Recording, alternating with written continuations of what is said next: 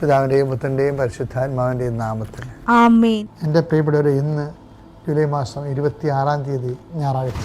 അമ്മേ പരിശുദ്ധ അമ്മേ, അമ്മേ പരിശുദ്ധമേ, ദൈവമാതാവേ, കൃപാസനത്തിലൂടെ ഞങ്ങൾക്കും ഞങ്ങളുടെ ദേശത്തിനും അമ്മ മധ്യസ്ഥം തേടി തന്ന എല്ലാ അനുഗ്രഹങ്ങൾക്കും കൃപകൾക്കും ഞങ്ങളിപ്പോൾ ഹൃദയം നിറഞ്ഞ നന്ദി പറയുന്നു. അമ്മേ പരിശുദ്ധമേ, ദൈവമാതാവേ, 2004 ഡിസംബർ 7 ഉച്ചകഴിഞ്ഞ് 2:30 കൃപാസനത്തിൽ സംഭവിച്ച അമ്മയുടെ പ്രത്യക്ഷപ്പെടലിനെ കുറിച്ച് തിരുസഭയ്ക്ക് സമർപ്പിച്ചിരിക്കുന്ന പഠനരേഖകളുടെ മേൽ സഭാത്മകമായ പഠനം ആരംഭിക്കുവാൻ ഞങ്ങൾ പ്രാർത്ഥിക്കുന്നു. അമ്മേ പരിശുദ്ധമേ, ഭൂസ്വർലോകങ്ങളുടെ രാജ്ഞിയായ അങ്ങേയ്ക്ക് ഭൗമസംരക്ഷണത്തിനായി പ്രപഞ്ചപ്രകൃതിയെ തന്നെ തിരുസഭ പ്രതിഷ്ഠിക്കുവാൻ ഈ പ്രത്യക്ഷീകരണം വഴി ഇടയാക്കണമേ. പരിശുദ്ധമേ, ജപമാല മാതാവേ, സകല കൃപാസനം പ്രാർത്ഥനയോടും ചേർത്ത് ഞങ്ങളിപ്പോൾ പ്രാർത്ഥിക്കുന്ന ഈ കുടുംബത്തിന്റെ പ്രത്യേക നിയോഗം പറ മക്കളെ.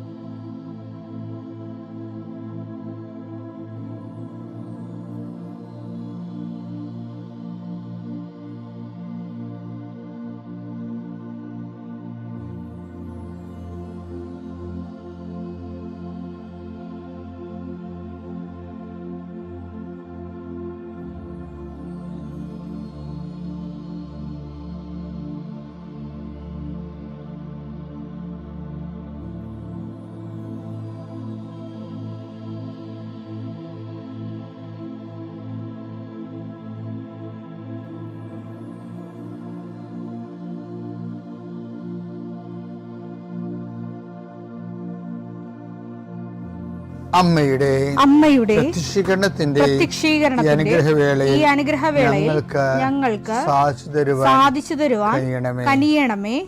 ആമേൻ. വിശ്വാസ പ്രമാണം.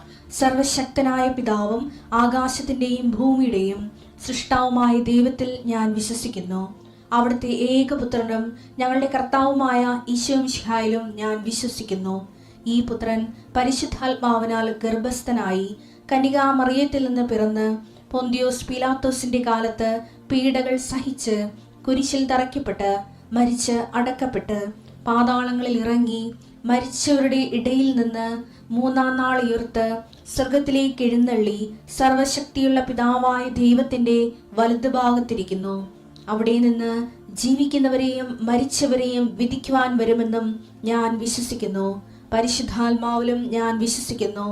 വിശുദ്ധ കത്തോലിക്കാ സഭയിലും പുണ്യവാന്മാരുടെ ഐക്യത്തിലും പാപങ്ങളുടെ മോചനത്തിലും ശരീരത്തിന്റെ ഉയർപ്പിലും നിത്യമായ ജീവിതത്തിലും ഞാൻ വിശ്വസിക്കുന്നു. ആമേൻ. സ്വർഗ്ഗസ്ഥനായ ഞങ്ങളുടെ പിതാവേ, അങ്ങയുടെ നാമം പൂജിതമാകണമേ. അങ്ങയുടെ രാജ്യം വരണമേ. അങ്ങയുടെ തിരുമനസ് സ്വർഗത്തിലെ പോലെ ഭൂമിയിലും ആകണമേ. അന്നു വേണ്ടുന്ന ആഹാരം ഇന്ന് ഞങ്ങൾക്ക് തരണമേ. ഞങ്ങളോട് തെറ്റ് ചെയ്യുന്നവരോട് ഞങ്ങൾ ക്ഷമിക്കുന്നത് പോലെ ഞങ്ങളുടെ തെറ്റുകൾ ഞങ്ങളോടും ക്ഷമിക്കണമേ. ഞങ്ങളെ പ്രലോഭനത്തിൽ ഉൾപ്പെടുത്തരുതേ, തിന്മയിൽ ഞങ്ങൾ രക്ഷിക്കണമേ. ആമേൻ. നന്മ നിറഞ്ഞ മറിയമേ, സ്വസ്തി. കർത്താവ് അങ്ങയുടെ കൂടെ സ്ത്രീകളിൽ അങ്ങ് അനുഗ്രഹിക്കപ്പെട്ടവളാകുന്നു. അങ്ങയുടെ ഉദരത്തിൻ ഫലമായി ഈശോ അനുഗ്രഹിക്കപ്പെട്ടവനാകുന്നു. പരിശുദ്ധ മറിയമേ, തമ്പുരാന്റെ അമ്മേ, പാപികളായ ഞങ്ങൾക്ക് വേണ്ടി ഇപ്പോഴും ഞങ്ങളുടെ മരണസമയത്തും തമ്പുരാനോട് അപേക്ഷിക്കണമേ. ആമേൻ. കർത്താവിന്റെ ഉന്നതമായ നാമത്തിന് സ്വസ്ഥം ചെയ്യുന്നു. കർത്താവിന്റെ വിശുദ്ധ പൗരോഹിത്യത്തെ മഹത്വപ്പെടുത്തണമേ. കർത്താവ് സഭയിലുള്ള സാന്നിധ്യം പ്രകടമാക്കണമേ. 40 വർഷം ഞാൻ അർപ്പിച്ച കൃപാന്റെ യുഗതിയാൽ കൃപാസനത്താറെ ജീവനോടെ പ്രത്യക്ഷപ്പെട്ട മാതാവിന്റെ മധ്യസ്ഥത്താൽ ഞാൻ മക്കളെ ഈശോ നാമത്തെ ആശീർവദിക്കുന്നു. കർത്താവെ, ജോലിയില്ലാത്തവര്, വീടില്ലാത്തവര്, ജീവിതത്തിൽ കലഹങ്ങളും പിന്നതുകൊണ്ട് പിരിഞ്ഞു താമസിക്കുന്ന ജീവിത പങ്കാളികളെ, കുഞ്ഞുങ്ങളുടെ തെറ്റായ അവസ്ഥകൾ കണ്ട് വിഷമിക്കുന്ന മാതാപിതാക്കന്മാരെ, ശാരീരികമായ രോഗങ്ങളെ അവസരപ്പെടുന്നതും രോഗം ആകുന്നതിന് സമയമെടുക്കുന്നില്ല എന്ന് ഓർത്ത് ഉത്കണ്ഠപ്പെടുന്നവരെയും സമർപ്പിച്ച് പ്രാർത്ഥിക്കുന്നു. ഇന്ന് യാത്ര ചെയ്യുന്നവരെ, ഇന്നത്തെ യാത്രയ്ക്ക് വേണ്ടി വിവിധമായ ഒരുക്കിയിരിക്കുന്ന ലക്ഷ്യങ്ങൾ, കണ്ടുമുട്ടുന്ന വ്യക്തികൾ, സംസാരിക്കുന്ന സംഭാഷണങ്ങൾ, എഴുതുന്ന രേഖകൾ, ഒപ്പിടുന്ന ഡോക്യുമെൻറ്റുകൾ, പങ്കെടുക്കുന്ന ഇൻ്റർവ്യൂകൾ, സെൻഡ് ചെയ്യുന്ന മെസ്സേജുകൾ എല്ലാം കർത്താവിൻ്റെ കൃപയാൽ നിറയപ്പെടാനും, നീ ഇന്ന് തിരികെ എത്തുന്ന സമയത്ത് കർത്താവിൻ്റെ കൃപ നിന്നെ നിറഞ്ഞു നിന്നുകൊണ്ട് സന്തോഷം വന്ന് ഉറങ്ങുവാനും, ഇന്നത്തെ ദിവസം മുൻനിർത്തി നീ കണ്ടുമുട്ടുന്ന ഓരോ നിമിഷങ്ങളെയും, നിൻ്റെ ഓരോ സമയങ്ങളെയും, സന്ദർഭങ്ങളെയും, എല്ലാം സംരംഭങ്ങളെയും പരിശുദ്ധമ്മ ദൈവമാതാവിൻ്റെ മധ്യസ്ഥത്തിൽ രാത്രിയും തിരിച്ചെത്തുന്നവരെ കർത്താവിൻ്റെ നാമത്തിൽ മാതാവിൻ്റെ മധ്യസ്ഥതയും ഞാൻ നിൻ്റെ ജീവിതത്തെയും നിൻ്റെ കുടുംബത്തെയും ഈശോ നാമത്തെ ആശീർവദിക്കുന്നു. എൻ്റെ പ്രിയപ്പെട്ടവരെ, പണ്ടേ 90കളിലെ ഞാൻ കടലോര കൃപാവരെ ഞാൻ കടലിൽ നടത്തുന്ന കാലത്ത് ശക്തിധരൻ എന്ന് പറഞ്ഞ എനിക്കൊരു ഫ്രണ്ടുണ്ടായിരുന്നു. അദ്ദേഹം അന്നത്തെ മംഗളം പത്രത്തിൻ്റെ ആലപ്പുഴയുടെ ചീഫായിരുന്നു. അപ്പോൾ അദ്ദേഹം ഇടയ്ക്കൊക്കെ ഞങ്ങളെ ഒരുമിച്ച് കൂടുകയും സംസാരിക്കുകയും ചെയ്യും. അപ്പോൾ ഒരു ദിവസം സംസാരിച്ചപ്പോഴേ സത്യദേവൻ പറഞ്ഞ് ഫാദറിനോട് സംസാരിക്കുമ്പോൾ ദൈവം ടാഞ്ചിബിൾ ആണെന്ന് തോന്നുന്നത് പറഞ്ഞു. അപ്പോൾ ഞാൻ അന്ന് 90കളിലാണ്, 90ൻ്റെ ആദ്യ ഭാഗങ്ങൾ, 92, 91 കാലഘട്ടത്തിലാണ്. അതിനുശേഷം അദ്ദേഹം പോയി കഴിഞ്ഞിട്ട് ഞാൻ അതിനെക്കുറിച്ച് ചിന്തിക്കുമായിരുന്നു. എന്താ കാര്യത്തിനാൽ അപ്പോൾ അദ്ദേഹം ദൈവത്തെ തേടുന്നൊരു മനുഷ്യനാണ്. അപ്പോൾ അതുകൊണ്ട് അദ്ദേഹം എല്ലാവരോടും ഈ ദൈവികമായ കാര്യങ്ങൾ ചെയ്യുന്ന എല്ലാവരോടും അദ്ദേഹം സംസാരിക്കും. അപ്പോഴാണ് അദ്ദേഹം ഇങ്ങനെ ടാഞ്ചിബിൾ ആണെന്നുള്ള വാക്ക് പറയണത്. ഞാൻ ദൈവസ്പർശ്യമാണ്.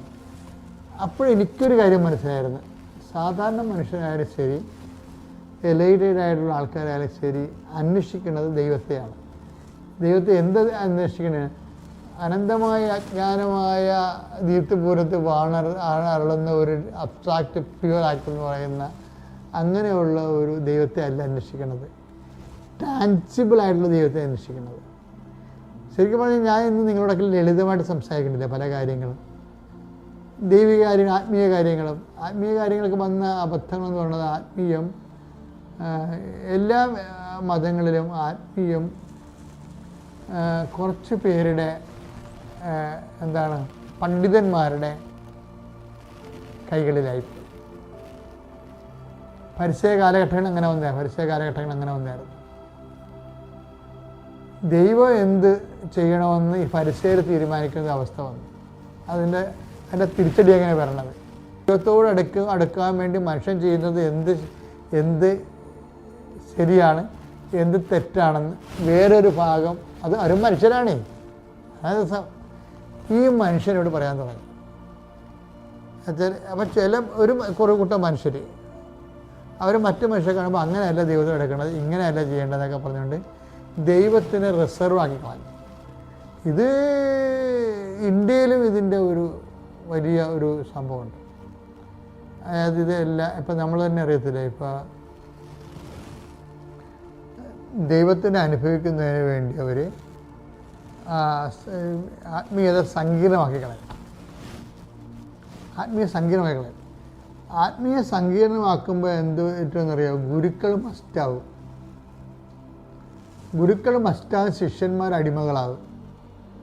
അപ്പോൾ അടിമകളെ സൃഷ്ടിക്കുന്ന ഒരു ഗുരുത്വ കേന്ദ്രം വരികയും ഇനി നമ്മൾ ഭക്തരെ ഭിക്ഷാന്തഹികളായിട്ട് നിൽക്കുകയും അവർ ക്യൂ നിന്ന് അനുഗ്രഹങ്ങൾ വാങ്ങിക്കുകയും ചെയ്യും. അതുകൊണ്ടാണ് ഞാൻ പലപ്പോഴും ശ്രദ്ധിക്കേണ്ടത്, ഞാൻ എപ്പോഴും ശ്രദ്ധിക്കുന്നത്, നിങ്ങൾ ശ്രദ്ധിക്കണം. ഇപ്പോൾ ചില ആൾക്കാർ എന്നെ ആൾദൈവമായിട്ട് കാണും.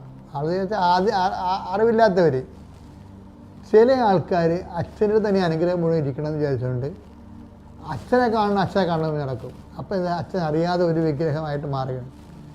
അങ്ങനെ കൃപാസനത്തിൽ എന്താ ചെയ്തിരിക്കുന്നത് വെച്ച് കഴിഞ്ഞാൽ, കൃപാസനത്തിൽ ഈ ഉടമ്പടി എടുത്തതിന് ശേഷം ദൈവത്തിൻ്റെ മാർഗങ്ങൾ സത്യസന്ധമായിട്ട് ഉടമ്പടി എടുക്കുന്ന അച്ഛനെ കാണുന്ന മുമ്പ് തന്നെ ദൈവത്തെ കണ്ടു കഴിഞ്ഞിരിക്കും. ഇനി ദൈവത്തെ കണ്ടു കഴിഞ്ഞവർ പിന്നെ അച്ഛനെ കാണത്തില്ല. ഇതുമാത്രം ആൾക്കാരാണ്. ഞങ്ങൾക്ക് 6 കൊല്ലമായിട്ട് ഉടമ്പടി, 7 കൊല്ലം ഉടമ്പടി എടുക്കും. ഒരിക്കൽ പോലും എന്നെ കണ്ടില്ല. അവർ മാനേജർ വഹിക്കും, ഇപ്പം 7 കൊല്ലം ആയല്ലേ ഇപ്പം ഉടമ്പടി, അച്ഛനെ കാണണോ? വേണ്ട. എന്താ കാര്യം? അങ്ങനെ വേണ്ടെന്ന് പറയാൻ കാര്യം, അവരുടെ ഉടമ്പടിയിൽ കറക്റ്റായിട്ട് ദൈവമായിട്ട് കമ്മ്യൂണിക്കബിളാണ്. അതാണ് എൻ്റെ വിഷയം. ഞാൻ അതിനെ ഉദ്ദേശിക്കണത് നിങ്ങൾ സ്വതന്ത്രരാകണം. എന്ന് വെച്ച് കഴിഞ്ഞാൽ ഒരാളിൻ്റെ അടുത്താണ് കൃപയുടെ ബാങ്കിങ് എന്നൊക്കെ പറഞ്ഞു കഴിഞ്ഞാൽ മറ്റുള്ളവരിങ്ങനെ ബാങ്കിൽ നമ്മൾ ലോൺ എടുക്കണ പോലെ ക്യൂ നിന്ന് ആത്മീയതയെ ഇങ്ങനെ, അത് ക്രിസ്തുവിൻ്റെ ആധ്യാത്മികത എന്ന് പറയുന്നത് നിങ്ങൾക്കറിയാമല്ലോ. പഴയ നിയമ കാലഘട്ടങ്ങളിൽ രാജാക്കന്മാർക്കും സൈന്യാധിപന്മാർക്കൊക്കെ ഗിദെയോനെ പോലുള്ള നീതിമാന്മാർക്കും ന്യായാധിപന്മാർക്കൊക്കെയാണ് പരിശുദ്ധാത്മാർക്ക് കിട്ടുന്നത്. ഇതൊന്നും ദൈവത്തിൻ്റെ പദ്ധതിയല്ല. അതുകൊണ്ടാണ് പത്രോസ് ഒരു മത്സ്യത്തൊഴിലാളി പരിശുദ്ധാത്മാവ് നിറഞ്ഞു നിന്നുകൊണ്ട് പറയണില്ലേ, പരിശുദ്ധാത്മാവ് നിറഞ്ഞു നിന്നുകൊണ്ട് പത്രോസ് പറയുന്നത് എന്താണ്? അന്നാളുകളിൽ എൻ്റെ ആത്മാവിനെ ഞാൻ എല്ലാവർക്കും അയക്കുമെന്ന്. നിങ്ങളുടെ പിതാക്കന്മാർക്ക് സ്വപ്നങ്ങൾ കാണും, അവർ യൂത്താവും. നിങ്ങളുടെ യുവാക്കന്മാരെ ദർശനങ്ങളുണ്ടാവും, അവർക്ക് പക്വത പ്രാപിക്കും, പരിശുദ്ധാത്മാവ് വരുമ്പോൾ ഉണ്ടാകുന്നത്. അപ്പോൾ ഒരു കാരണവശാലും ആരുടെയും ഒരു കെയർ ഓഫിൽ അറിയപ്പെടാൻ, അതുകൊണ്ടാണ് പൗലോസ് പറഞ്ഞത് ഞങ്ങൾ അല്പോളുടെ ആൾക്കാരാണ്. അങ്ങനെ പറഞ്ഞാൽ വചനം എടുത്തേ 1 കൊരിന്തോസ് 1:12. ആ 1 കൊരിന്തോസ് 1:12 സ്റ്റൈൽ നോക്കി. ഞാൻ പൗലോസിന്റേതാണ്, ഞാൻ പൗലോസിന്റേതാണ്, ഞാൻ അപ്പോളോസിന്റേതാണ്, ഞാൻ കേപ്പായുടേതാണ്, ഞാൻ ക്രിസ്തുവിന്റേതാണ് എന്നിങ്ങനെ നിങ്ങൾ ഓരോരുത്തരും പറയുന്നതിനെയാണ് ഞാൻ ഉദ്ദേശിക്കുന്നത്. ക്രിസ്തു വിഭജിക്കപ്പെട്ടിരിക്കുന്നു. അതാണ് വിഷയം. നിങ്ങൾ ഏതെങ്കിലും ഒരു ബ്രാൻഡിൽ പോയാൽ ക്രിസ്തു വിഭജിക്കപ്പെടും. അതായത് നമ്മളിപ്പോൾ ഉടമ്പടിയിൽ തന്നെ നമ്മൾ ഉദ്ദേശിക്കുന്നത് എന്താണ്? നിങ്ങൾ ക്രിസ്തുവുമായി ഉടമ്പടിയിലാണെങ്കിൽ അത് ആ വഴിക്ക് തുറന്നു പോയാൽ ആലപ്പുഴ ഒരു ടൈം കഴിഞ്ഞാൽ പിന്നെ ആലപ്പുഴ ഞങ്ങൾ തുടക്കക്കാരായിട്ട് ഞങ്ങൾ ഫോർമാറ്റ് ചെയ്യണത്. പിന്നെ ഏറ്റവും ഞാൻ ആൾക്കാരെ കാണുന്നത് ക്യാൻസർ പേഷ്യൻറ്റ്, പിന്നെ ജപ്തി നടപടിയിലല്ല, തകർന്നിരിക്കുന്ന ആൾക്കാരെ ഞാൻ കാണത്തുള്ളൂ. തകർന്നിരിക്കുന്ന ആൾക്കാരെ. കാര്യം അവരോട് നമ്മൾ ഇത് പറയേണ്ടതല്ല. അവർക്ക് ആ തകർച്ചയെന്ന് അവരെ രക്ഷപ്പെടുത്തുകയാണ് ആദ്യം. അതുകൊണ്ട് എല്ലാ എല്ലാവിധ കാര്യം അത് എന്താ അങ്ങനെ വരാൻ കാര്യത്തില്ലേ, ഞാൻ 90കളിൽ ശുശ്രൂഷയ്ക്ക് വരുമ്പോഴേ എനിക്ക് കിട്ടിയൊരു വചനം എന്താ അറിയാമോ? Help those who are all kind of troubles. വായിച്ചേ 2 കൊരിന്തോസ് 1:4. ദൈവം ഞങ്ങൾക്ക് നൽകുന്ന സാന്ത്വനത്താൽ ഓരോ തരത്തിലുള്ള വ്യതകൾ അനുഭവിക്കുന്നവരെ ആശ്വസിപ്പിക്കാൻ ഞങ്ങൾ ശക്തരാകേണ്ടതിന് ഞങ്ങൾ ദൈവത്തിൽ നിന്ന് അനുഭവിക്കുന്ന അതേ ആശ്വാസം തന്നെ അവരും അനുഭവിക്കേണ്ടതിനും അവിടുന്ന് ഞങ്ങളെ എല്ലാ ക്ലേശങ്ങളിലും സമാശ്വസിപ്പിക്കുന്നു. ഞങ്ങൾ ദൈവത്തിൽ നിന്ന് ലഭിക്കുന്ന ആശ്വാസം അപ്പം ദൈവം ഉദ്ദേശിക്കുന്നുണ്ട്. ക്ലേശങ്ങളിരിക്കുന്നവരെ ആശ്വസിപ്പിക്കണമെന്ന് ദൈവം ഉദ്ദേശിക്കുന്നുണ്ട്. അതുകൊണ്ട് തന്നെ ആ ജോലിയാണ് കൃപാസനത്തിൽ നടക്കുന്നത്. ക്ലേശങ്ങൾ ഹെൽപ്പ് ചെയ്യണം. Help those who are all kind of troubles. പലതരത്തിലുള്ള ഒരു തരമല്ലല്ലോ. ആൾക്കാർക്ക് പണ്ട് ധ്യാന കേന്ദ്രങ്ങളിലൊക്കെ മദ്യപാനം മാറാൻ പോകണമെന്നല്ല പറയണം. അങ്ങനെയല്ല, ഓൾ കൈൻഡ് ഓഫ് ട്രബിൾസ്. എന്തെല്ലാം തരം ട്രബിൾസാണ് ആൾക്കാർക്കുള്ളത്. അവരുടെ ജീവിത മേഖലയിലുള്ള എല്ലാ ട്രബിൾസും. ഉടമ്പടിയുടെ ഉദ്ദേശം തന്നെ അതാണ്. ഈ വചനമാണ്. എന്താണ്? എല്ലാ തരത്തിലും ക്ലേശം അനുഭവിക്കുന്നവരെ പരിശുദ്ധ അമ്മ പ്രത്യക്ഷീകരണത്തിൻ്റെ സാക്ഷികളാക്കിക്കൊണ്ട് അവരെ ആശ്വസിപ്പിക്കുന്നുണ്ട്. അതിനെ ഫെസിലിറ്റേറ്റ് ചെയ്ത് കൊടുക്കുക, സൗകര്യപ്പെടുത്തി കൊടുക്കുക, അതിനെ ബോധവൽക്കരിക്കുക, അതിനുള്ള ക്ലാസ്സുകൾ കൊടുക്കുക, അതിനുവേണ്ട ചിട്ടയായ ആധ്യാത്മിക ജീവിതത്തിന് വേണ്ടി അവരെ ബൂസ്റ്റ് ചെയ്യുക. അതൊക്കെ കൃപാസനത്തിൻ്റെ ശുശ്രൂഷ എന്ന് പറയണത്.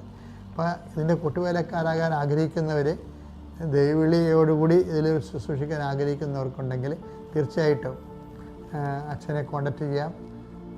അത് തീർച്ചയായിട്ടും നിങ്ങൾക്ക് ആ ദൈവവിളി ഉണ്ടെന്നുണ്ടെങ്കിൽ അത് ഏത് രീതി പരിപോഷിപ്പിക്കപ്പെടാവുന്നതിനെക്കുറിച്ച് ഒരു കൗൺസിലൂടെ നമുക്കത് പരിഹരിക്കാൻ.